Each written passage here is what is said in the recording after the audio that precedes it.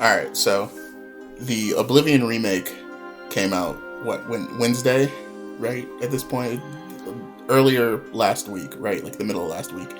And it has basically consumed my life for like the last weekend, right? Few days, what have you, right? At this point, I've put about 20-ish hours into the remake. I know that doesn't sound like, for a lot of people, that's probably like them little boy numbers, right? Them not big boy numbers. I'm sure there are people out there who's already put like 50 to 100 hours into the Oblivion remake. Sadly, I don't have that much free time, but I've been enjoying it. I've been playing it a lot, but I wanted to share some of my thoughts on the remaster, whatever you want to call it.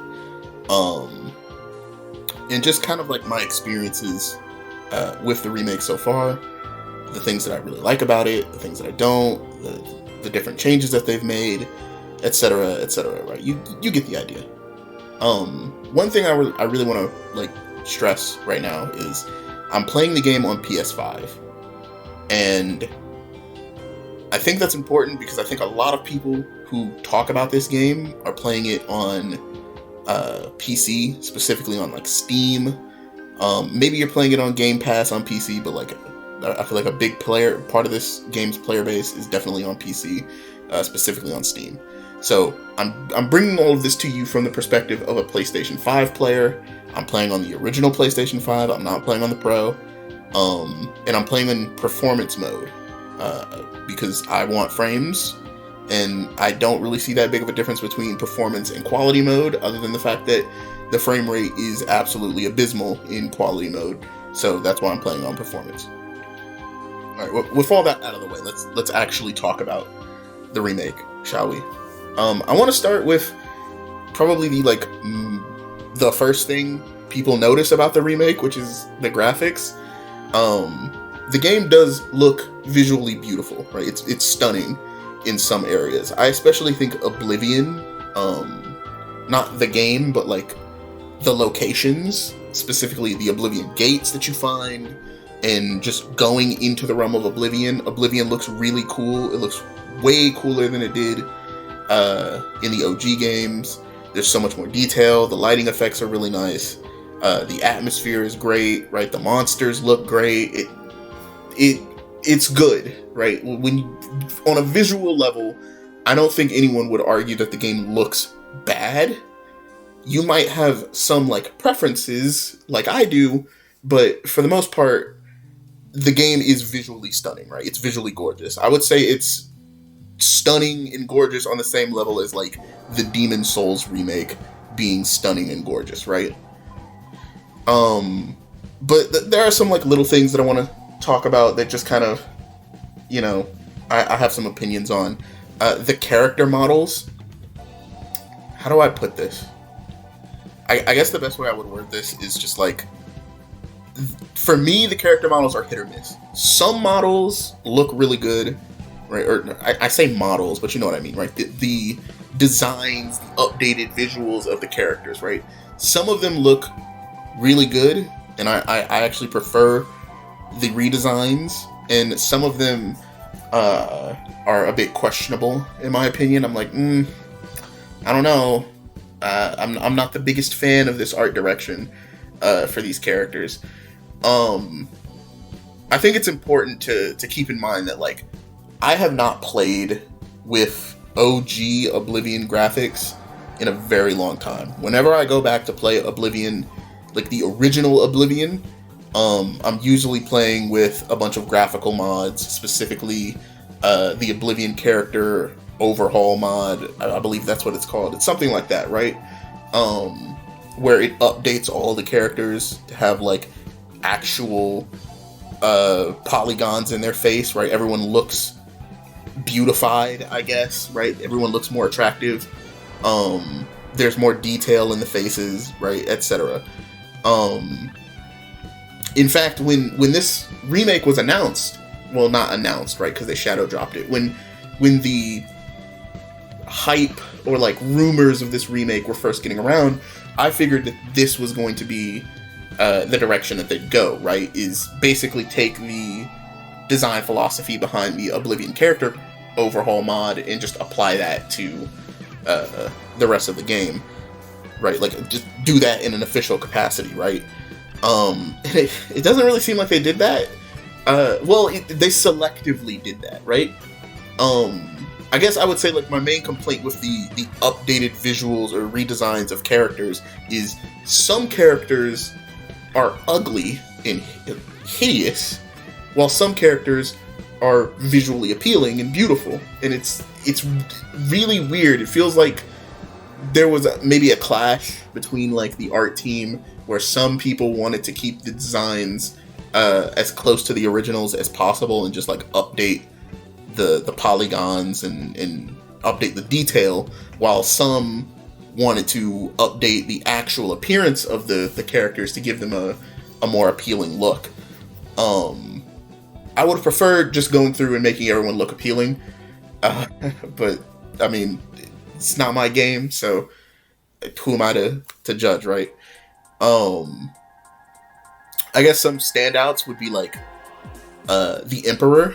I think the Emperor, in terms of detail, looks amazing, right? They clearly put a lot of work into the Emperor's new design. However, I would be lying to you if I said I didn't prefer his original design or the overhauls design, right? The mods design. And that's just because, like, this is more so to do with, like, how he emotes at you, right? How he emotes at you, right? Like, his facial expressions at you, compared to the original game, right? In the original game, it's not uncommon for the Emperor to just be smiling at you the whole time, right? Like, while you're waiting to respond.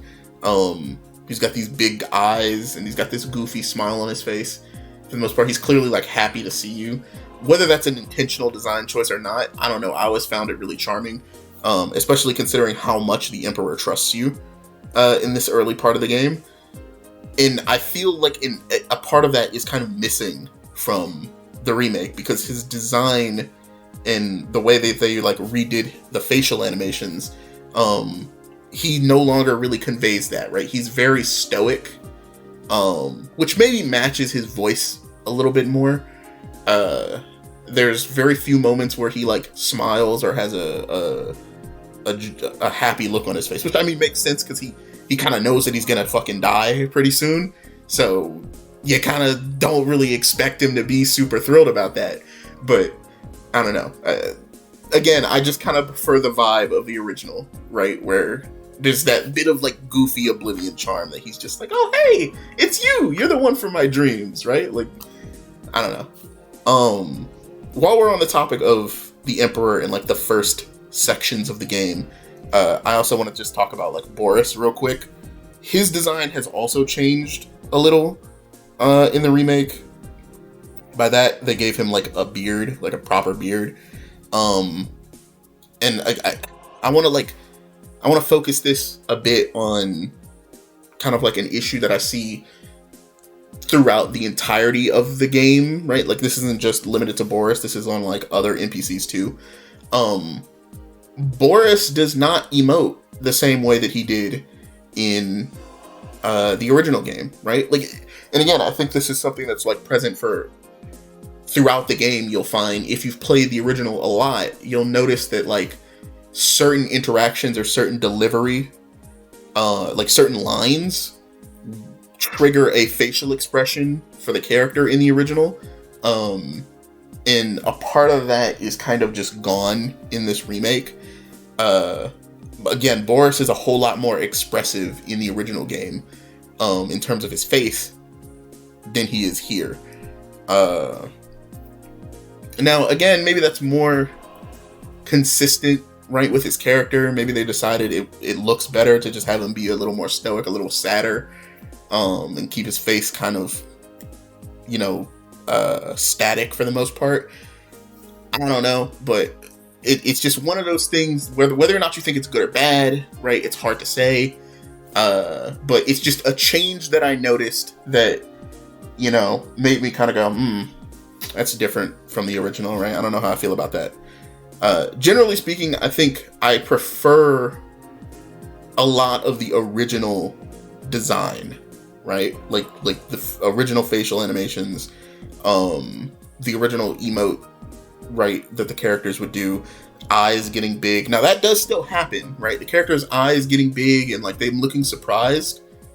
That does still happen in this remake, but one, I don't think it looks quite as good as it does in the original game, because the facial expression is like exaggerated, right, as a result of the engine that the game is working off of, and that just doesn't translate or look very good in this like updated realistic art style, right? Them having like really big eyes when they're surprised and talking to you, it just doesn't look quite right in the remake.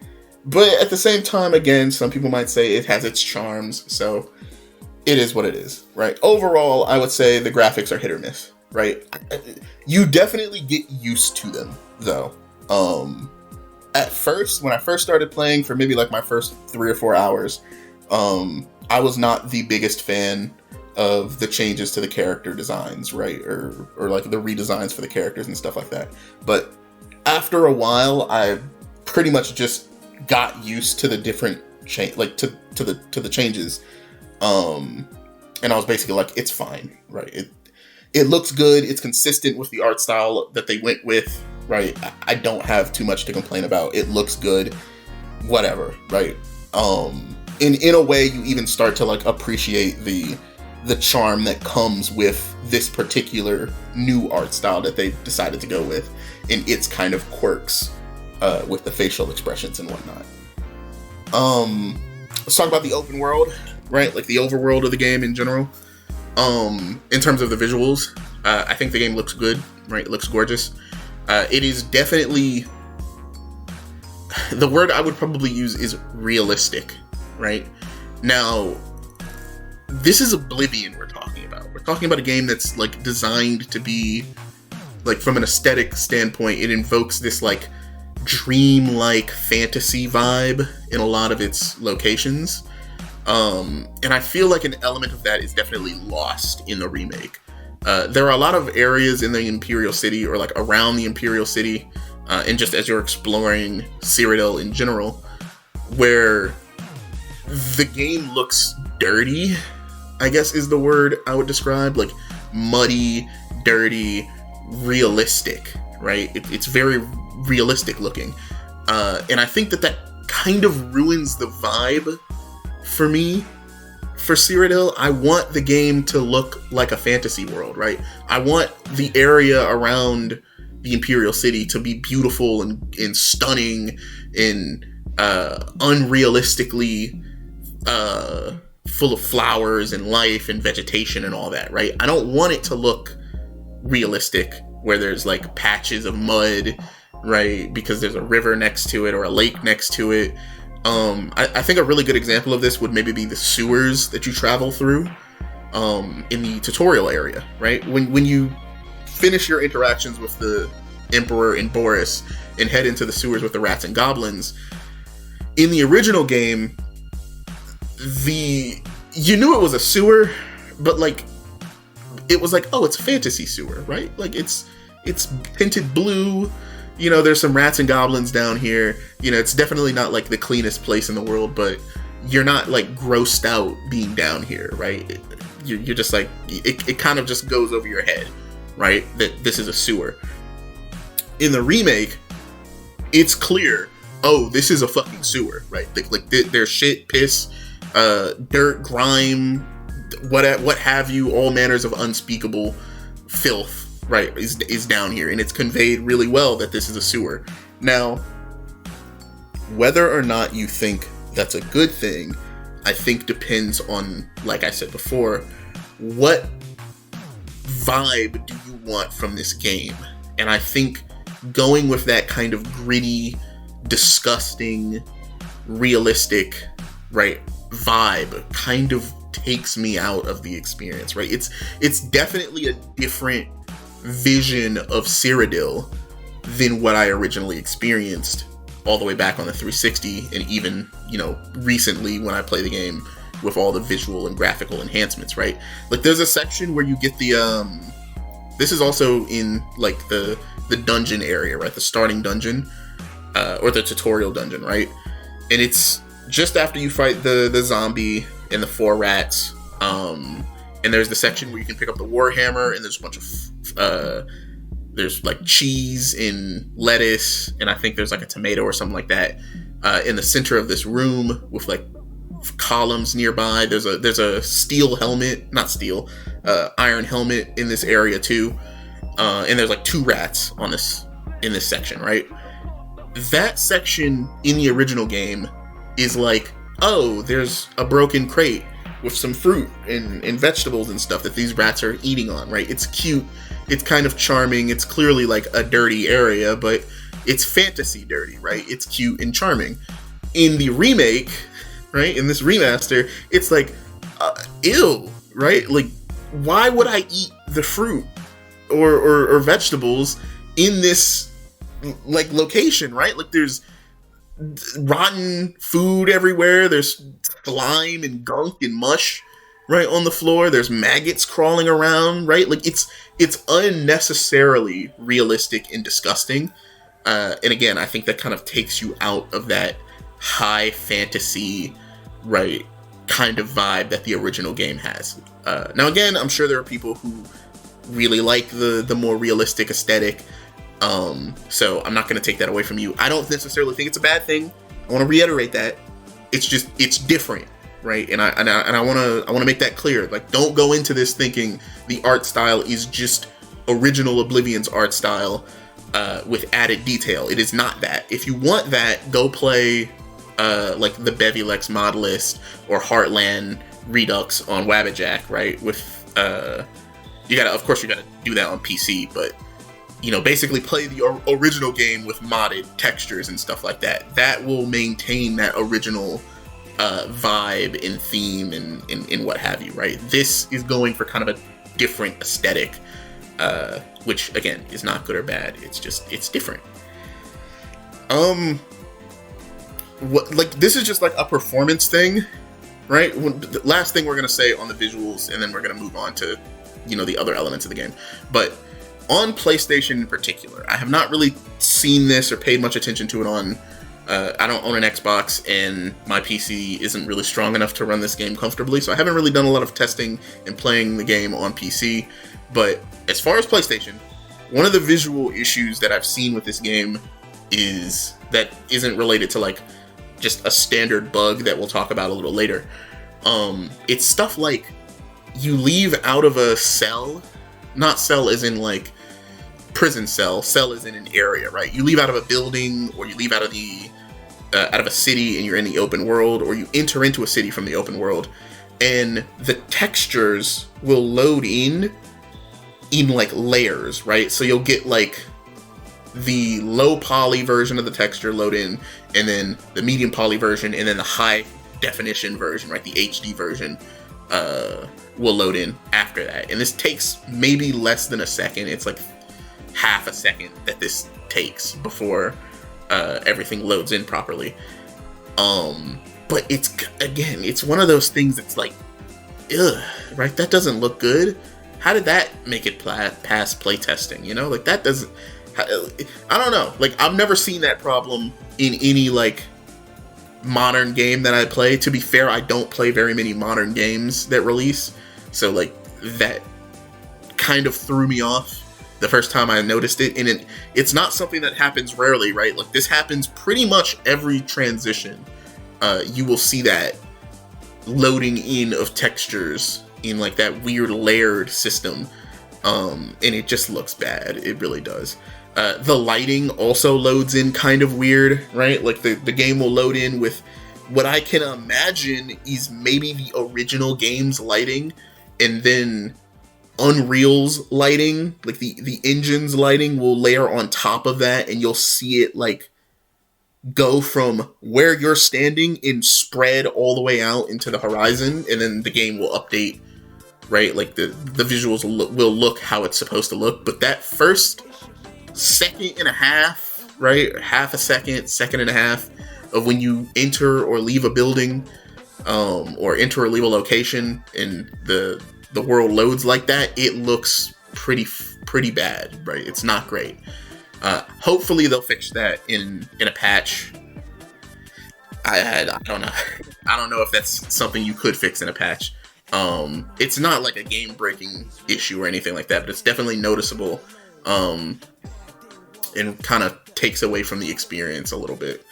But before you ask, yes, I've tried switching to quality mode to see if that fixed the issue. It does not.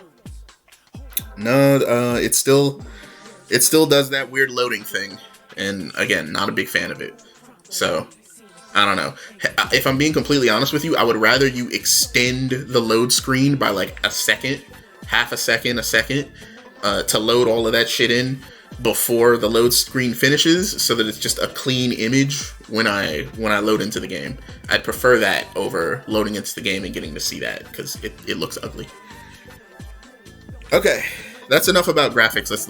Let's move on to, you know, some of the actual like changes that they've made to the game, such as the combat. The combat's good. Personally, I never really had a big problem with original Oblivion's combat. A lot of people say that it's like super floaty. Yes, it is, but I also think, much like, you know, Morrowind's dagger situation, like, some people just don't really understand the game's like mechanics. So you're trying to hit a mud crab with a dagger in Morrowind, and you took blunt as your major skill, so your blade skill is like 5. So you're gonna miss a bunch and you're not gonna do a lot of damage, right? I think a lot of people run into a similar problem when they play Oblivion, is they don't build their character in OG Oblivion specifically, right? You don't build your character properly. Maybe you've got the difficulty turned up or something like that, and so you're just like swinging away at this. That's a big thing, right? Is you're out of stamina, right? And if you're out of stamina, you're doing, I believe it's half damage. So that's why it feels like you're just slapping the enemy with a pool noodle or something like that. Try again at full stamina, and try again with like updated gear, and try again with a competent build, and you know, you'll probably see that the original game's combat mechanics, like actual sword and shield and melee, that's the word I was looking for, I'm sorry. The game's actual melee mechanics are not that bad, right? In the original game. They definitely feel better here, right? It is a great improvement with an asterisk at the end. It's been changed is the best way I can describe it. And I think that's the best way I can describe this remaster / remake in general. It is Oblivion with changes. And I think it's still like the core experience of Oblivion is still maintained, but it is definitely different than the original game, right? This is why I think remake is a better name for it than remaster. Because a lot of things have been remade. A lot of things have been tweaked. It is not one-to-one the same game. You're not going to get the same experience playing this that you would playing the OG Oblivion, or even the OG Oblivion with mods. Okay. Enough digressing. Or let me digress. Let's get back to the actual conversation of combat. One of the big changes for combat is weapon types have new animation, which is something that I really hope is carried on into Elder Scrolls 6, because it's both a good change for the franchise, but I don't know how I feel about it for Oblivion in particular. There's a certain rhythm or cadence that you have when you've played. Think about it like muscle memory, right? When you've played OG Oblivion a lot, and this throws that cadence off a bit. An example is like one-handed weapons typically have a 4-5 hit combo. They swing much faster, of course, but they have like a 4 or 5 hit combo before your character kind of resets, waits a second, and then you can do the combo again. Two-handed weapons are much, much more delayed than they were in OG Oblivion. For instance, a two-handed longsword, in fact, not even just the two-handed weapons, right? Long swords or like great axes, specifically long swords. I haven't really tested the blunt weapons all that much. But a long sword's swing is much slower than a short sword's, and much, much slower than a dagger. And a longsword only has 3 hits in its animation, typically. So you don't get as many hits. It consumes more stamina to swing a longsword, and it swings slower. Now, if you have a two-handed weapon, that swing speed is even slower than that. It consumes even more stamina than that, and you only get, I believe, 2 swings in the combo, but the combo doesn't reset, right? Like, you can go swing 1, there's a pause, swing 2, pause, and then you can repeat that, right? At least from my testing, right? That might be a little off, give or take, but basically, this is like a playstyle thing. Personally, I don't think two-handed weapons do enough damage to justify how much slower they are now compared to in the original Oblivion, right? And mind you, the game is still new. There's plenty of, like, I'm sure we're gonna be figuring out the formulas, right? The damage formulas and everything, as the weeks go on, get those spreadsheets out and all that. But just from like experience, just from playing the game, two-handed weapons do not feel worth the stamina cost, and they don't feel worth the delay in damage that you get swinging them. Especially when things like, you know, enemies are still pretty fast in this game. So, mind you, like, yeah, you can say get good, right? Just hit your shots, but enemies can be quick, right? And sometimes it's hard to line up those shots properly, or those swings properly with an enemy. And when you're losing this much stamina per swing, it's pretty not great in terms of like how it feels. As far as I can tell, your stamina does not actually determine how much damage you do like it does in the original Oblivion. At least not until you hit 0 stamina. So in OG Oblivion, I believe you do max damage at full stamina, and then you slowly start dealing less damage the less stamina you have, until you hit 0 stamina, and then you're doing half damage. In this game, it feels like you do full damage the whole time until you hit 0 stamina, and then you might do less damage. It was hard for me to tell. I haven't really tested that fully. They could have gotten rid of scaling damage to stamina entirely. I can't tell. But damage feels a whole lot more consistent in this version of the game. That said, stamina feels so much more limited. Your attacks feel like they just chunk your stamina. Mind you, like, I'm playing a heavy armor, one-handed weapon with a shield character. At this point in the game, like I said, I'm like 20 hours in the game. I've got my strength stat and my endurance stat are both at 100. I'm playing with Blade, by the way. I'm getting my Blade up there. I believe Blade is almost at 75, right? We're maybe at like 71 Blade or something like that. Actually, no, I think we're at 75. I think I'm close to the next hurdle, right, that I have to get over. But even then, right, I find that I'm running out of stamina very, very quickly in fights, right? Blocking takes a lot of stamina from you. Now, my block skill isn't maxed out, so maybe, you know, as I level that up, blocking won't take nearly as much off your stamina bar. But as it is now, blocking takes a lot of stamina. Swings take a lot of stamina. Power attacks don't actually take as much stamina as you might think they do. It's still a decent chunk, right? Like I think at max I can ever throw out, one or two power attacks, or two or three power attacks, and then I'm pretty much spent on stamina. Now, mind you, I am using a long sword. I've recently started using a short sword with enchantments, just because getting more hits in on your enchantments is pretty nice. But I'm mostly using a long sword, and for the most part, I can kill things very reasonably, right? Assuming that like my weapons are in good condition and stuff like that. I've also been like running around with the Grand Champions in.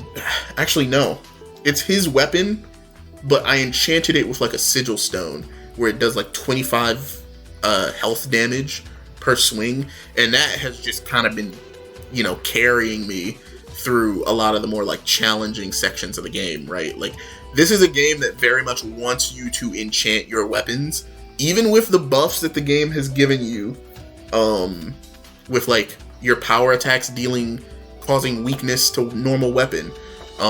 If you're doing Oblivion gates on a regular basis, you're gonna want some enchanted gear, right? Instant health damages seems like it's very good, probably because a lot of enemies don't resist that particular type of damage.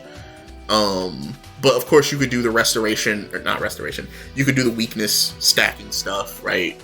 Put 10 points of frost damage on your weapon, put weakness to frost on the weapon as well, and then hit your enemy with a weakness spell, like weakness to frost spell, and then just smack them.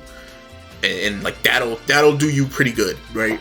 So there are elements of original Oblivion that are definitely still there, right? The core design of the game is still there. It's just the combat has been tweaked a little bit, and I think it's fine.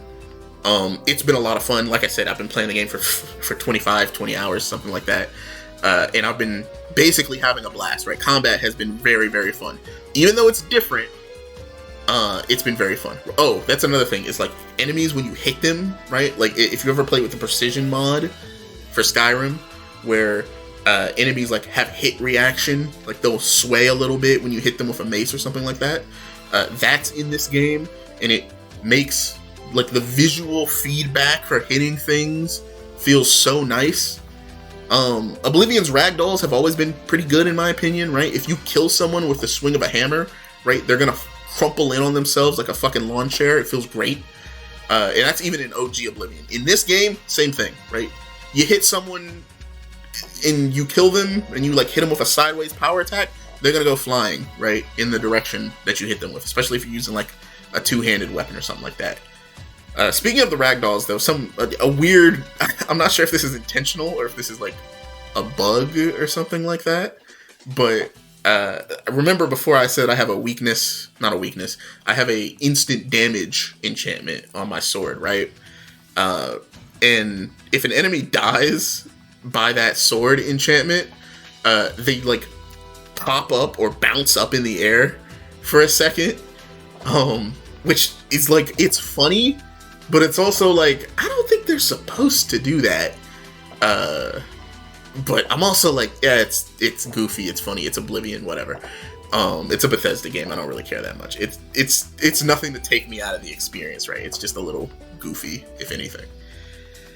But yeah, no, that's pretty much it when it comes to combat. I think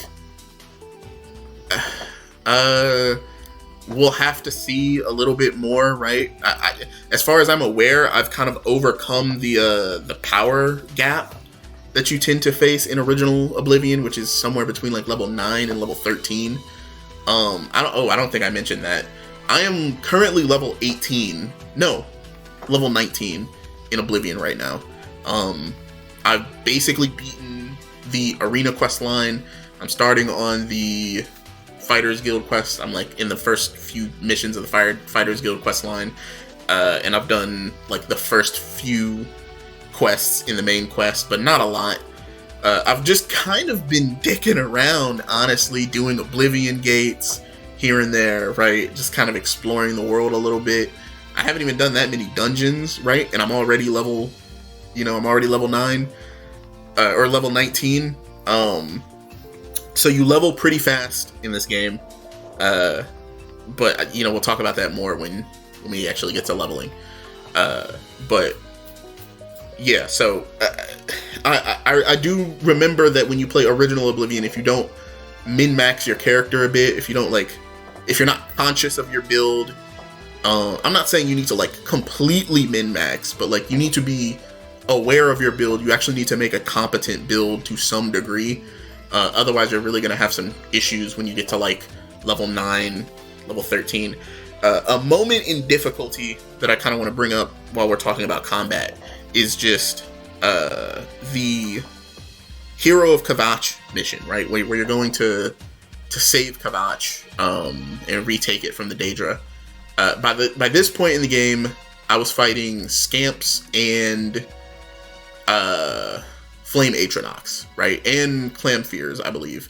And the final like boss of that section was Demora, I believe is the name of that thing. It's like the big alligator monster that stands on 2 legs.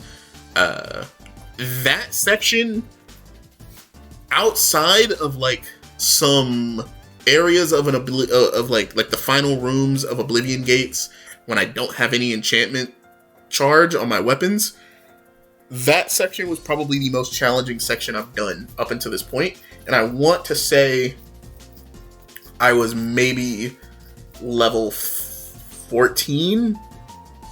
It was somewhere between like level 12 and 14 when I did that mission. And in particular, the part that was actually the hardest was when you first come out of the underground section and you're in the bridge that's closed off. And it was just like a flood of Daedra. Maybe like 10 Daedra, 5 Flame Atronox, 4 Clamfears, and like 6 Scamps came running into that room, all attacking me at one time. If I were wearing light armor, I would have died there 100%. Or I would have just had to spam healing potions and I probably wouldn't have made it out. But even with heavy armor, I came pretty close to dying there. And I had like a few healing potions on me that I had to spam in order to get out of that. Now, not like a crazy amount, right? Like I wasn't going back and forth into my inventory spamming healing potions, but I did have to heal up to full from close to death, right, during that little section. So I think if you think the game's difficult, keep in mind I'm playing on a depth, right? If you think the game's difficulty is too easy in these early stages, hold off on changing from adept to expert, especially since I think expert is like way harder than it needs to be. Just wait, right? Those early levels from like level 1 through like 6, even level 1 through like 8 or 9 are gonna be pretty easy, right? You're gonna pretty much be coasting through a lot of that. And that's just because you're getting a lot of attribute points on level up. You don't have to worry quite as much about like micromanaging your skills. You can pretty much just play whatever you want, right? Do whatever you want. As long as you're focusing somewhat on a combat skill, right? You're gonna maintain power. It would definitely help if you're using some kind of enchantments. If you're using magic, you have nothing to worry about, right? Because magic just snaps this game over your leg with like no issue. If you figured out how to get companions, this game is also like much easier. Just wait until you do some Oblivion Gates before you say the game is too easy on adept, right? Wait until you hit about level 15 before you say the game is too easy on adept. Wait until you're thrown into rooms with a bunch of like higher level monsters before you say the game is too easy on adept, because I don't think the game is too easy on adept. I think the early levels of the game are challenging enough to get you used to the game's combat in a comfortable environment, and then the game ups it up on you as you reach like level 12 through 15, right? Even now, right, I'm at level 20. No, I'm at like level 19, like somewhere in that ballpark. And I think that the difficulty is perfectly fine, right? I run across plenty of enemies that I can like 3-shot with no problem. Sometimes even 2-shot. And then I come across some enemies that are like like in the final rooms of an Oblivion Gate, they're like decently challenging. That I'm like, okay, I've got to lock in, right? I've got to make sure I'm using good enchantments on these guys. I'm probably gonna save my enchantments for these guys, right? My enchanted weapons. When I'm like making gear, right? I'm like, okay, do I actually want shield, right? Do I want to apply shield to my weapon or to my armor, or do I want to apply fortified blade so that I'm doing more damage and I kill things faster, or do I want to be tankier, right? Because I'm going to come across some enemies that can actually deal decent damage to me. And then of course you're going to come across some enemies that it feels like they're hitting you with pool noodles, right? It feels like you're not taking any damage. Again, keep in mind I'm playing, you know, with heavy armor, and my heavy armor skill is actually pretty high. It's at like 75 or something like that, or it's close to 75. I've been using trainers, right? Like, not every level, but I've been like gradually using a decent amount of training. So I like to think that my level, you know, my abilities have been keeping up with my level, at least to a decent amount. But okay, I could talk for longer about combat, but I don't want to, you know, stretch this whole thing out just talking about combat. Basically, combat so far up to level 20, or up to like level 19, has been fun. It's been enjoyable. It's been good. It feels good. I would have liked like a timed block system that we see in like many mods that come out for Skyrim. I think locking bash behind, I believe it's level 50 block is a bit much, right? I think giving a weaker version of bash at like level 25, so if you pick block as a major skill, you actually get to bash. I think making level 25 block would have been like making a version of bash for level 25 where you can interrupt an opponent's power attack with a stagger would have been nice, but it doesn't guarantee a stagger if you just hit them randomly with a block or with a bash, right? Like if you're both standing in neutral and you hit them with a bash, they're not guaranteed to stagger. You save that for like the level 75 or level 100 perk, right?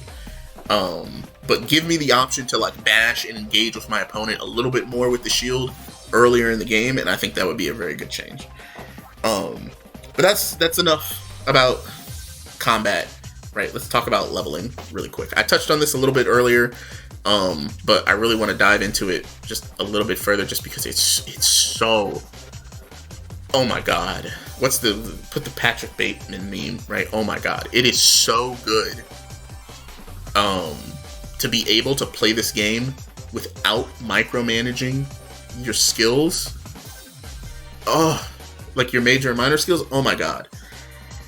It is so good that it's hard for me to go back to the original Oblivion now. Right? Now that I've seen the light, now that I've seen what it's like to have a leveling system that like encourages you to just play the game, to just shut up and play, and not really worry too much about your major and minor skills. Oh my god. Alright, I need to say something other than just oh my god. So basically, if you haven't played the game yet, and you don't know how the leveling system works, it's basically Skyrim's leveling system, right? So you have all of your skills, and the more you increase, like every time you increase a skill, every time you level up a skill,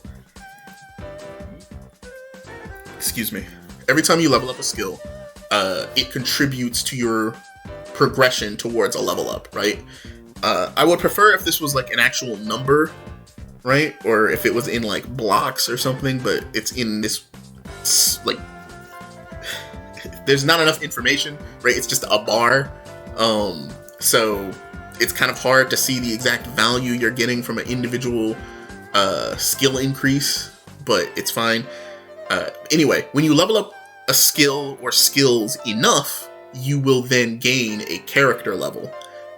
And once you gain a character level, you can sleep to activate the level up screen. And during the level up screen, you get 12 virtues or 12 points that you can apply to any 3 attributes in the game. You can only apply 5 attributes to any given skill or any given oh my goodness, I'm so sorry. You can only apply 5 points to any given attribute at a time, And again, you only get to select 3 attributes to apply points to. In the original game, you had to select your major and minor skills during character creation, or rather during the tutorial dungeon. And in order to level up in original Oblivion, you must raise a combination of your major skills 10 times. So if you have Blade as your major skill, you either need to raise Blade 10 times before you can level up, or you need to raise Blade and or any of your other 7 major skills before you can level up. You need to do that 10 times before you can level up. What this basically did, it's kind of difficult to describe this to someone who's never played OG Oblivion, but basically this level up system micromanaged your build potential and how you play the game, right? Because on character creation, you're going to be thinking, okay, what skills am I going to use in this playthrough a lot, right? Because the skills that you take as major skills start with a plus 25, and I believe they also level faster, as well as contributing to your level ups, right? In OG Oblivion. So you're like, okay, I know I want to play a warrior. Well, I'll play with Blade, block, athletics, right? Because I know I'm going to be running around a lot. I'll probably take like heavy armor. Maybe I'll take light armor, right? Because I want to be able to move fast. Maybe I'll take like restoration and destruction. And maybe something like alteration or something like that, so I can cast shield on myself, right? So if that was the design that you went with, it's not enough to just level up, right? So not only do you need to increase those 7 skills that you picked, any combination of them 10 times before you can get a level up, the amount of attribute points you can assign to an attribute on level up is determined by the skills that you increased prior to your level up. So like, again, in OG Oblivion, your attributes governed your skills. So if you say strength, like you wanted to increase strength by 5, right? You would need to increase a skill or skills that govern, or that are governed by strength multiple times prior to entering the level up screen in order to get that plus 5 to your strength attribute. There are videos on YouTube that go further in detail on how OG Oblivion's leveling system worked. Basically, what I'm trying to say is you made a lot of decisions about how you are going to play or build your character based on getting attribute bonuses on level up that made it unfun to actually play the game, right? There was a lot of like micromanaging and thinking, okay, well, if I do this, I'm not going to get an optimal level up, or if I do this, right, or I'll need to do this if I want to get a good level up this level, right? If I want to get plus 5. So you ended up doing things that like feel unnatural, right? Like, again, you're a character who uses Blade, and that's the only skill you want to use in terms of combat. And yet you have to go do training for Blunt, because otherwise, or hand to hand, because otherwise you won't get the plus 5 to strength, and strength governs your attribute. And it also increases your carry weight and your health. Of course, there's also the design philosophy that is just select the skills you want to use as your major skills, and basically just ignore your attributes for the most part on level up, right? Just play for increasing your skills and you'll be fine. That's fine, right? That playstyle is not bad, but it will take you much longer to get your skills or your attributes to a high level. And like, your attributes are not paramount, right? They're not the end-all be-all of your character, but they definitely help, right? 100 endurance gives you a lot of health and a lot of fatigue. 100 strength gives you a lot of carry weight. If you're a heavy armor character, you want a lot of carry weight. You want to be increasing your strength as much as possible. So at some point, when you get tired of like not being able to carry a lot of shit because you're wearing heavy armor, you're going to be like, yo, I need to focus up and lock in and actually raise my strength stat a bunch, right? So that I can be able to carry a lot of stuff. So you end up micromanaging in the end anyway. There's always the temptation or the thought in the back of your mind when playing OG Oblivion that I am not leveling efficiently or effectively or as good as I could be, and that kind of ruins the experience a little. This problem is not present in the remake. In the remake, you just get the plus. You can put +5 to 2 skills, or to 2 attributes, and then you can put +2 to 1 attribute. You can do +4 to 3 attributes, which is probably the smartest way to do it in terms of keeping things even. But it's just like, it's such a simple solution, and I can't believe that it's the solution that the game needs. It makes the game so much more enjoyable to be able to play that way. Now, is it a bit strong? Yes. Again, I'm level 19, and I have strength at 100, I have endurance at 100, and I have personality at 100. Now, mind you, I'm playing an Imperial, and I took, Rick. I believe I took the Lady. Is it the Lady? As my, birth sign? I believe it's the one that gives you +10 to endurance and +10 to willpower, right?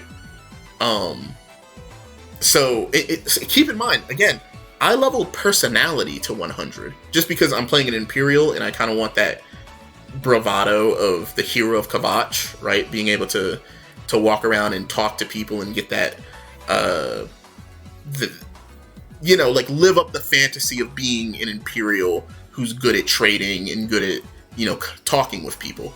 So I'm not optimally leveling, right? A lot of people would probably tell you that personality is a dump stat, right? You should be getting intelligence to level 100 or willpower to level 100 more than anything. But that's what I'm currently working on, right? And I believe now I'm currently at like 75 int and 65 willpower, right? Something like that.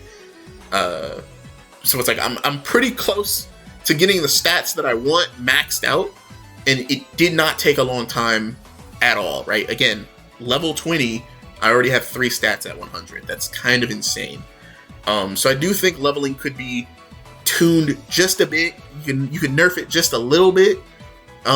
Maybe instead of 12, make it 11, right? Even reducing it by like 1 point would be enough. Maybe dropping it down to 10 would be more reasonable. So you get 2 skills that you can raise to +5. But I don't know, honestly. 10 maybe feels like it's a little too low. I think 11 is probably the perfect balance, right? Something like, maybe even 9, honestly, wouldn't be too bad. Or 10. Yeah, 10. Either 10 or 11 would be fine, right? So you can put +5 to 1 skill, then +3 to another skill, and +2 to another skill. I think that would probably be a more balanced way to do it, because +5 to 2 skills every level, or to 2 attributes every level, is just an insane amount of growth for level up. But it makes leveling up feel really good. So, maybe that's fine, right? I don't know. I've been having a blast playing the game. I still think the game is decently challenging. Even with the stats that I have. One thing I would actually kind of like to see is maybe the ability to raise your attributes above 100 for additional bonuses. Like spin 4, in the same way that in order to raise luck by 1 point, you need to give it 4 stat or 4 virtues. I think it would be kind of interesting if you could raise stats that are at 100 by 1 point by giving them 4 virtues, right? Or an attribute, sorry. So if I want my strength, if I want to continue to level my strength, right, I need to spend 4 virtues each level to increase that strength stat by 1. I think that would be kind of interesting, right? In a way to kind of like allow you to continue to level and not feel like you're just kind of forced to allocate your stats other places now, right? But yeah, leveling is fun. Leveling is good. I like it. Infinitely better than the original Oblivion. GG. Would play again. Let's move on because we still got a few other things that I want to talk about, and this has already gone on for almost an hour. So yeah, if you're still with me at this point, thank you. I appreciate you sitting here listening to a man's ramblings about a 20-year-old, 19-year-old game that just got re-released. But it's a great time, right? Like, I never thought I'd be sitting here talking about Oblivion in the year 2025 when, the last time I played it, I was in high school, right? I was in, like, my senior year of high school. Crazy stuff. Okay. Anyway, let's get back on track, right? Let's talk about the voice acting. Well, rather, the changes to voices in the addition of new voices. So, in the reveal trailer, one of the game directors mentioned that, I don't remember if he's a game director or not, don't fact check me on that. It's just the guy with the beard, the guy who got to announce the fact that the game came out that day, right? He mentions that on the OG Oblivion disc, they did not have the space to voice every race with unique voices, right? And they kind of decided to rectify that issue now that they have more space and they have access to more voice actors and a bigger budget and whatnot. In some areas, I think this is a good change. In other areas, I do not. 1 second.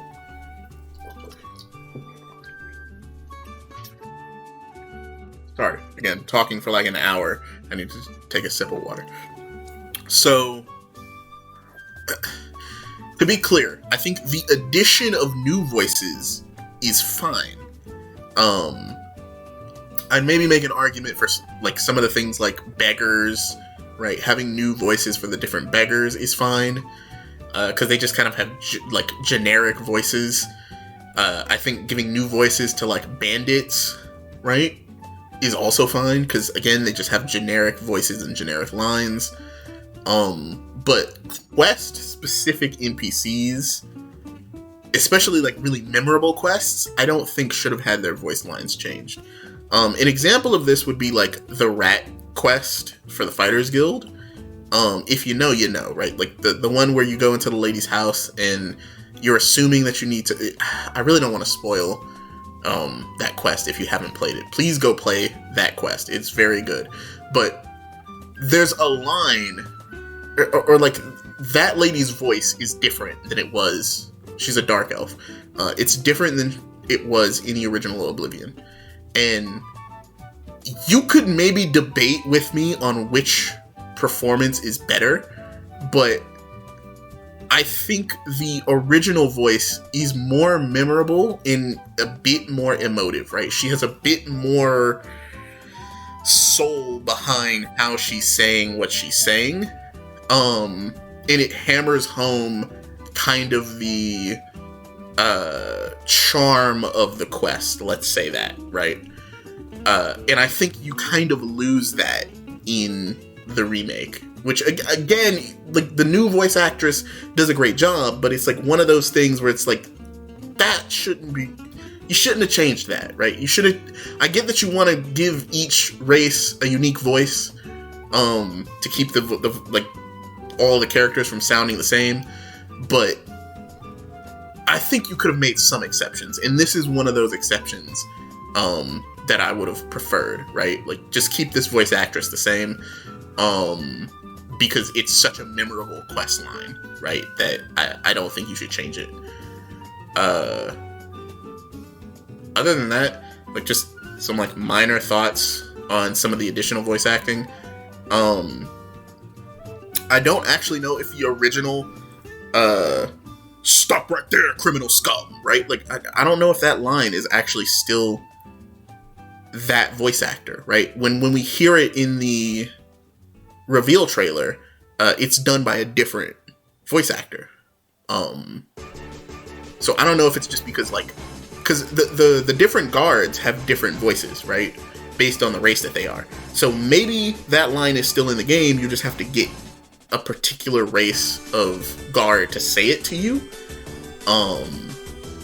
But I don't know, just kind of weird. It sounds fine, right? It's still a quirky line, it's still good, but it's just like, why are we messing with that, right? Don't mess with that at all. The additions are fine, leave that kind of thing alone. Another one that just stuck out to me that's like a new addition is the female bandit or female warrior that yells "die." It's the way she says it that's just like that. It's like, that's a new line, but that's very Oblivion, right? That's right at home. I'm okay with that, right? It's goofy, it's weird, it's quirky, and that's the kind of shit that I like in Oblivion. So hats off to you, clap for that voice actress. But that's pretty much all I have to say about voices in the game. Maybe some lines were like re-recorded. I think a few of Boris's lines are re-recorded, and I kind of prefer the original delivery. Like when he's asking you about your class, and you tell him, "No, you got it wrong. This is my actual class." The way he delivers the line, really, I would have never guessed. Still, I don't think you'll have any trouble with rats and goblins, right? The way he delivers that line in the OG is better, in my opinion, than how he delivers it in the remake. Though, you could say that the way he delivers it in the remake is more consistent with the tone he should have at that moment. So, again, preferences, and all that. But yeah, like, if you've never played original Oblivion, you'll be fine, right? The voice acting is great. Great is subjective, but the voice acting is passable, it's good, there's nothing really to complain too much about. If you played original Oblivion, and you're really attached to some of those voice lines and some of the voices of particular characters, just know some characters' voices have been changed, and that may not sit super well with you, but it is what it is. If you play on PC, I'm sure there's going to be a mod that lets you change those people's voices back, so not really too much to be worried about there. Let's move on. So I want to talk about the menu in the UI in general. We're gonna start getting into some things that, like, I'm not super happy about when it comes to this game. Like, we've officially left the glaze section of the video, and now we're talking. Isn't that crazy though? Again, I spent about an hour throating this game and expressing how much I really enjoy the remake. Well, I don't know. I think I've been, like, pretty fair in that there are some things that I really like and some things that I'm like, I don't know how I feel about that. But now we are, like, expressly in the section where I'm like, I'm not really a fan of these changes. So let's talk about the menu and the UI. The menu controls, in my opinion, again, I'm playing on PlayStation, I'm playing on controller. The controls are worse than they were in the OG Xbox, or even with the darnified UI mod that enables controller support. This is really hard to convey through words, and it's much better when you just sit down and actually... It's that typical, like, video game control shit that's, like, hard to, explain to people. But things feel off in the menu. And by that, I mean things that are, like, intuitive, that you would think are, like, this is how this should work, don't work the way that they should. An example is, so you have, I guess the way I would describe this is, you have a core menu, and then you have sub-menus within that core menu. The core menu contains, like, your character menu, the magic menu, the journal menu, the quest menu, and then I believe the system menu. And I could be missing or wrong about one of those core menus, right? Give or take, right? But it's roughly that. And that's not awful. I don't have any problem with the system being added to the core menus, right? The problem is if you're in, say, the character menu. The character menu contains, you know, your inventory and actually no, it's your stats. It's your stat menu, right? So your character sheet, then your character's inventory, then your magic system, then the journal/quest system, or journal/quest menu, and then there's the system menu. So let's say you're in the inventory menu, right? And you have the inventory menu is broken up into the subcategories of weapons, armor, alchemy, and miscellaneous stuff, right? If I'm in the weapons menu and I want to go to the armor menu, I can't just move left on the D-pad to transition to the next menu. Or I guess in this case, it would be right? You can't just move the D-pad left or right to transitions menus. You have to use L2 and R2 to transition through menus. And that just doesn't feel super intuitive, right? That doesn't feel super fluid for a controller, especially when left and right don't really do anything on these particular menus, right? In the character menu, it doesn't do anything for the most part, or the inventory menu. Now, it does do things when you get to the system menu, because you can actually adjust, you know, like volume and change settings using left and right.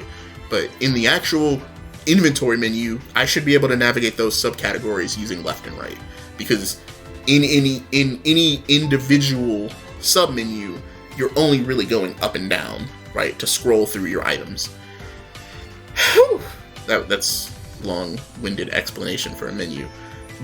Honestly, again, pick the game up, play it with a controller, you'll see exactly what I'm talking about, right? It doesn't feel as fluid as it maybe should be. That's like the biggest thing with the controls. The second biggest thing when it comes to the menu, oh my god, organization. Nightmare, right? Why is it that the subcategories within the subcategories were removed? An example is in the alchemy section of your inventory subcategory of your menu. Oh my god. That alchemy section has all of your alchemy ingredients and all of your potions, but they are not organized in, and your alchemy crafting items, right? So your alembic, your retort, right? Morton pestle, right? All that, right? All of that is in one menu. You can organize the menu by weight, you can organize it by alphabetical order, or you can organize it by price. However, I don't need to do all that. I don't want to do all that. I want potions in this category, crafting material in this category, and crafting interfaces in this category, right? That's how I would prefer the menu to be broken up. And that's the way that it was in... Is that actually OG Oblivion? Or is that just Darnified UI? Or Northern UI? I don't remember. But all I know is it's not as if Bethesda is unaware of mods for their games. You know that there are mods that add those features to the menu, right? That is one of the things that should have been added to the game as one of the enhancements. Because as it is now, it is very hard to navigate your menu to look for the things that you're looking for. If I want a potion of health, right, a cheap potion of healing, I need to scroll through my menu to find it. And I need to scroll past it, crafting ingredients and all that. And it's just like, that's a pain in the ass, right? All of my potions should be on one tab and I can just look at them, find the one that I need and use it, right? Thankfully, you have hotkeys. So, I mean, I guess it's not that big of a deal, but still, it's pretty annoying. It's not like I'm gonna put the controller down and never play this again annoying, but it gets annoying, especially after hours of playing the game and after you have hundreds of items in your inventory, right? That's most of my issues I have with like the main UI. Everything else is pretty like minor. It's not that big a deal. Just some like minor changes between the original, such as all what is it? All magic effects being at the back of the magic menu instead of being the first tab. It's just like, why did you change that? I don't understand it. There's also the thing where it's like your menu, right? Your inventory does not, if you close the inventory on the inventory does not reopen on the last tab that you had it open to. Sometimes it just opens into a random tab, which just, not a random tab, but it'll open into like the last item that you used, or something like that. It's really bizarre. It's really weird. We're not quite done with UI stuff. I want to talk about a pretty bad glitch that is present in. This isn't really a glitch. I'll get to this glitch in one of the future sections, but this is also like a UI menu. This actually made me stop playing the game, right? Like, again, I'm level 20, level 19. I'm about 25 hours into the game, and I have placed my PlayStation controller down and told myself I will not play the game again until they update the game, until the game gets patched and this is fixed. Because this is an actual game-breaking bug for me that takes me out of the experience to the point where I don't want to play anymore. Enchanting on PlayStation 5 is broken. You cannot use that system the way that it is intended to be used on PlayStation 5 because the menu for that system is broken. I have Grand Soul Gems that I want to use on my armor to add, say, a Fortify skill enchantment, right? I can add the armor, I can add the soul gem, and I can select the skill or select the enchantment. But when I go to actually select the sub enchantment, so for this example, I'm using Fortify skill, right? I want to say Fortify my blade skill to increase it by 10 so that I'm dealing more damage, so that I don't die when I'm fighting enemies in Oblivion, right? Well, when you hit Fortify skill, it will bring up a sub menu that you need to select the skill that you want to fortify, right? I cannot select the skill that I wish to fortify in that sub menu. I can tap the X button all I want. I can hit every face button on the controller, except circle, because circle takes you out of the menu, right?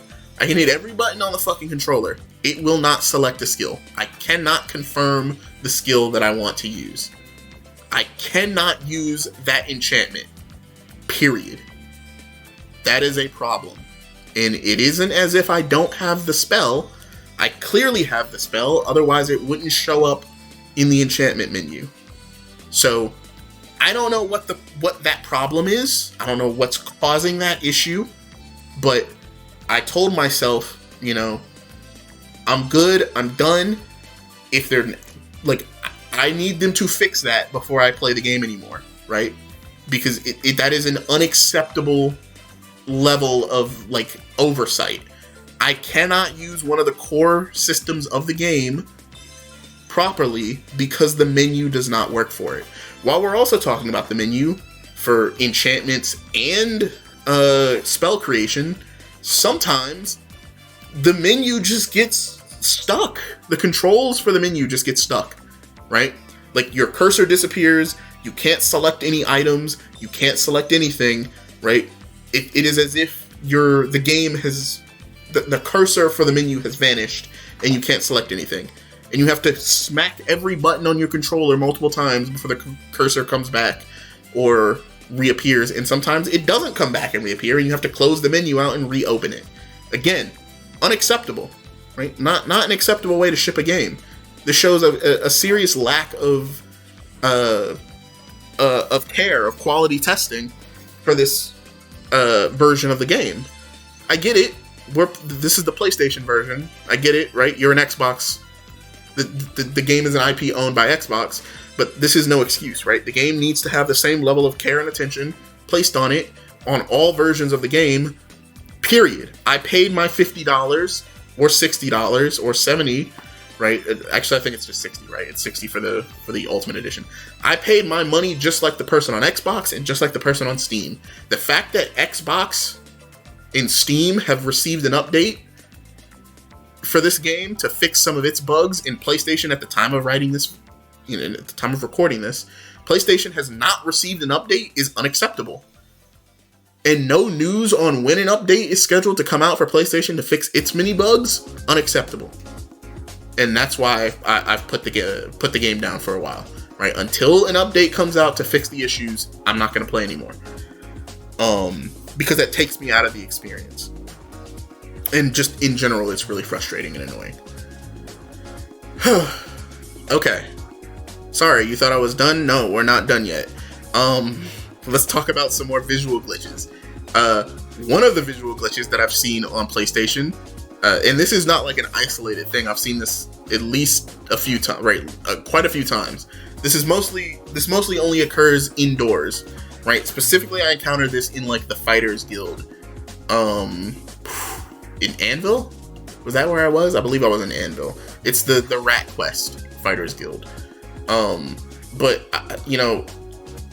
I sleep in the guild hall. I wake up. I'm walking around the guild hall, and some of the characters are just missing their armor. They're just missing their shirt. They're missing their armor, and they're just walking around with their tops off, right? And I'm like, what? Is that character supposed to be like that? What is happening? And then just suddenly they'll get their clothes back, and I'm like, what? How, bro? How did that make it out of testing, bro? How does that happen? That's not okay, right? That takes you out of the experience. Now, maybe that's intentional, right? I don't know. But it doesn't feel like it, right? It makes sense for a character when they are in bed to have their armor and stuff removed, but when they get out of bed, their armor and stuff re-equips. But it feels like that re-equipping of their armor and clothes is delayed, right? It takes a few minutes before their clothes and stuff catch up, before the logic catches up with the visuals on screen and their clothes are reactivated, right? Again, just kind of odd, right? Just weird. Another visual glitch. This one is oh my god, this one's so fucking annoying. This is another one that it was a compound of these visual glitches that alongside the enchantment glitch that made me say, nah, I'm good, bro. I'll wait until the game gets patched. But I don't know about you, but it's a video game.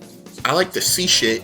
It's fucking dark in a lot of these caves. It's fucking dark when you're running around the overworld at night. It's fucking dark in a lot of places because it's Unreal Engine and they're using the advanced lighting shit and they want all the shadows and all that, right? So, needless to say, in many areas of the game, it's fucking dark. And I want to be able to see when it's fucking dark. And I have a shield. A part of my character's build is that they wield a fucking shield. So, I can't have a torch equipped in my offhand when I'm running through a fucking dungeon because I need to have the shield equipped so that I can block damage from the monsters that are trying to get into my asshole. So, what spell do I use when I can't use a torch? I use Candlelight. But OG Willikers, golly Batman, when you use Candlelight in first person, I believe it's actually called Starlight in this game, but when you use that spell in first person, it doesn't fucking work. Imagine how do you let that happen? How do you ship the game in the fucking light spell on the graphically enhanced lighting? You're jerking yourselves off about how good the game's lighting is. How does the fucking lighting spell not work in first person? Now, to be clear, if you go in third person and cast the spell, and then go back into first person, the spell works. So, if you're in third person, the spell works no problem. You can cast the spell, you'll see the little wisp flying around you, the area will light up, no issues, right? But if I cast that motherfucker in first person, no light. If I have the spell active, right, after going in third person, casting it, and then going in first person, and the spell is about to run out, so I recast it while I'm in first person, the spell will not activate and it'll still be dark, and I'll have to go into third person again and recast the spell. Again, how does that happen? I have no idea. Absolutely insane that the game shipped with that problem. So that's probably one of my biggest things, right? Please fix that. That is a problem. Please fix that shit. Some minor visual glitches. Sometimes your character, you'll swap to a two-handed weapon, or you'll swap to a torch or something like that, and if you had a shield equipped previously, your shield will still be equipped on your character's model, but not in the menu. So your character will look like they're using a two-handed weapon, and they'll have a shield sticking on their arm. And then when you like go into third person or room transition, the shield will go away. It's just like a minor visual bug. But again, it's a bug. It shouldn't be in the game. Patch that shit out. Get that shit out of here. Let's see. I got like one more for you. That's like a visual bug. Oh, this one's... They seem to be trying to fix this on Xbox, so it'll probably be fixed on PlayStation, but I still want to bring it up just in case, because I want to keep you honest. Sometimes when you go in your menu and you have weapons equipped, your character will not have those weapons equipped in the inventory, in the inventory system, or in the inventory menu, right? Your character will just have their fists balled up like they're practicing their hand-to-hand. Don't know why that is, don't know what's causing that. Please fix it. For the sake of immersion, I want to go into the character menu and see my character wielding the weapons that I have equipped. It's just that simple.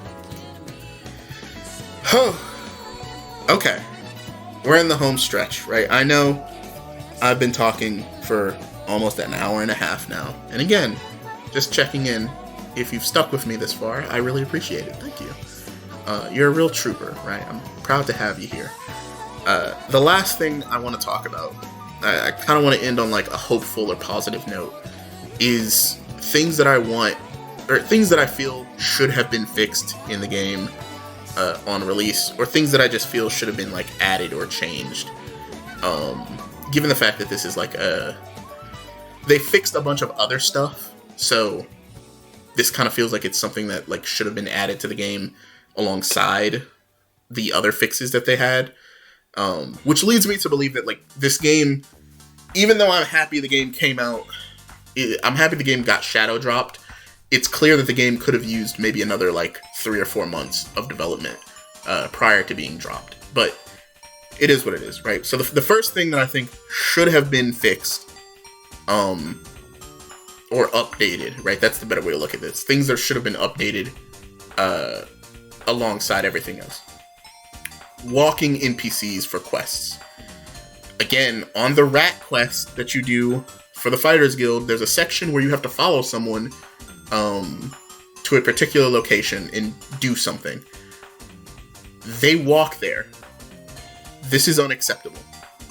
In a game where your character has a speed stat, and every player character will have a different level of speed depending on their stats and equipment, right? You can go pretty fucking fast in this game. You can zoom around this game pretty quickly. I am not trying to sit there and wait for an NPC to walk to a location. Again, unacceptable. NPCs should be able to run to a location. Debatably, they should have access to the sprint feature if they're leading you somewhere or going somewhere. Just a weird change to have not made that quality of life fix when they clearly care about quality of life because they fixed the leveling system. So it's like, I don't know, just strange. Please add that, right? Please fix that. Another thing that's like not in this game that is like really hard to understand why it's not in the game: horse combat. Why can't I fight things on the horse? To be clear, horses in general feel a bit off in this game because you don't get athletics XP from riding a horse, at least from what I could tell, right? From my testing, I didn't see an increase in my athletic skill while riding a horse. So horses are damn near pointless in this game.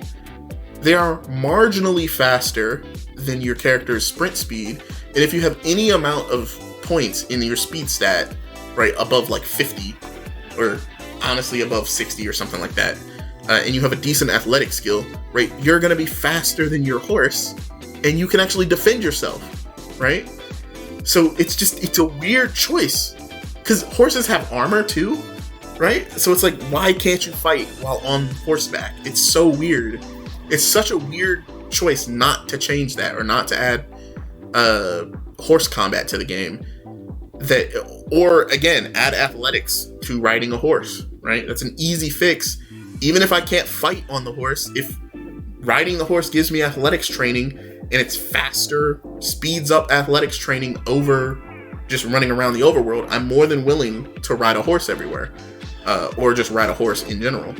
If you're not going to add either of those two things, why not add packs on the back of the horse, so that the horse has an inventory, so that the horse can actually carry some of my shit outside of a dungeon, right? Like, look at OG Daggerfall, right? Or not OG, but look at Daggerfall in general, right? You can get a horse with a cart attached to the horse, and then you go into a dungeon. If you need to drop some loot off before you leave the dungeon and further explore the dungeon, right? Go back up to the entrance, drop all your shit off in the cart, and then get back to exploring the dungeon, and then you can take the horse and the cart back to town and sell all your shit. Like, easy way to make horses useful in this game is to just give them a saddle, give them a pack, give them an inventory where you can store some of your items on the horse for when you go dungeon crawling. Yeah, like, just weird change there. One other thing that I want to talk about in terms of things that like should be fixed or changed, enchanting, specifically using soul gems. I don't understand why alchemy kind of got and if I'm being honest, alchemy still needs to be looked at too, but I think it's fine, right? It works well enough. I'm not gonna like bust their balls about the alchemy system, but enchantments, right? Like, if I need to recharge my weapon, I have to go into the miscellaneous section of my inventory, click on the soul gem that I want to use, hover over the item that I want to recharge, and then I have to push square to recharge it. Not X. I have to push square to recharge it. That's really weird. On top of that, the minute I hit recharge, it kicks me out of the recharge menu and puts me back in my inventory. Mind you, it does not put me back in the inventory where I was, which would be hovering over soul gems. It puts me right back at the top of the miscellaneous section of my inventory, meaning that I have to go back and scroll through my inventory again to get back to the soul gems that I was using to recharge my weapon. Why is it that we didn't just include a recharge button on when you hover over an enchanted weapon, a la Skyrim? Skyrim fixed this problem very simply, right? Give me a UI. I click on my enchanted item. I hit recharge. It brings up the recharge menu. I click on the item. I scroll through the amount of soul gems that I have. I select a soul gem and I hit recharge. And then I just repeat that process, or repeat the part where you select the soul gem and hit recharge. Not the whole process, just that part. I can repeat that process as many times as I want until I've fully recharged my weapons and items. Why is that not the system? I have no idea. Better, even if you didn't want to do that, right? Let's say I have a stack of common soul gems. You cannot just use all of the common soul gems to recharge all of your equipment, a la how it's done with repair hammers. When you click on a repair hammer, it brings up the repair menu. You can select the items you want to repair with the X button instead of... Actually, I think it's the square button. I don't know. It's either the X or the square button. It doesn't really matter. I think it's the X button, though. But either way, whatever you choose to repair, it does not kick you out of the menu the minute you use a repair hammer, right? It cycles through all of the repair hammers that you have in your inventory until you either A, run out of repair hammers, or B, run out of shit to repair, right? So it's just like, why couldn't we do something similar to that with soul gems and enchantments? I will never know. But with all that said, those are my general thoughts on the Oblivion Remaster. To conclude, it's a fun time. Like I said, it's basically consumed all of my free time since its release, right? When I'm not playing the Oblivion Remaster, I'm thinking about playing the Oblivion Remaster. I'm actually kind of going through withdrawal, waiting for this patch to drop on PlayStation, because I really want to get back to playing it. I really want to see the rest of the game. I want to do the DLC, all of that. It's fun. If you've never played Oblivion before, it's worth picking up. Right? It's definitely worth your time. It's only $50. If you're on PlayStation, maybe wait a month or two, right? Wait for some patches to come out, right? Make sure that they're supporting this version of the console or this version of the game. But if you have Game Pass and you're on like Xbox or PC, yeah, pick this up, no problem, right? If I had to give it a rating, right, there are some people out there right now who say that this game's a 10 out of 10. They say this is perfect. I can't in good faith say the Oblivion Remaster is a perfect game. It's not. My rating for the game would probably be something close to like an 8 out of 10. Great experience, something that I would recommend, but I would tentatively recommend it, right? I'd say there are some elements of this that are going to piss you off, right? There are some elements of this that you probably won't like, but if you can look past some of the flaws, there is a experience unlike anything else on the market that I think you'll really enjoy. I kind of feel the same way about like Cyberpunk 2077, right? I would say Cyberpunk is like an 8 out of 10, maybe a 9, depending on what you actually want from the game. But it is an experience unlike anything else on the market. So solely because of its uniqueness, I think you'll enjoy it, and I think it's worth playing. But just be aware that there are some flaws and issues. Well, that being said, I want to thank everyone who sat with me for this. What are we at right now? An hour and 30 minutes? If you sat with me this long, you're a real trooper. That, or you just really love listening to a random guy on the internet talk about Oblivion. But it's been a lot of fun. There's a bunch of more. There's plenty of other topics that I want to talk about in terms of Oblivion and the Elder Scrolls in general. So maybe, keep a lookout on that. Hey, if you sat through this whole thing and you made it to the end, maybe you like the sound of my voice. Maybe you don't mind me ranting and raving about different things that I love to talk about. And if that's the case, why don't you drop a like? Maybe subscribe? Maybe put down a comment or something? That'd be kind of nice to see. No, but seriously, when it comes to comments, let me know your personal experience with the Oblivion Remake. In fact, feel free to let me know your experience with Oblivion as a whole, right? When did you first play it? What's, like, your favorite quest line? Maybe your favorite character? Maybe your favorite line from the game? Just feel free to have a discussion about Oblivion down below, because I read the comments. I like to know what you guys think about the different things that I talk about. But with that said, I'm gonna get out of here. Thank you again for watching, and maybe I'll see you on the next one. Take care. Bye-bye.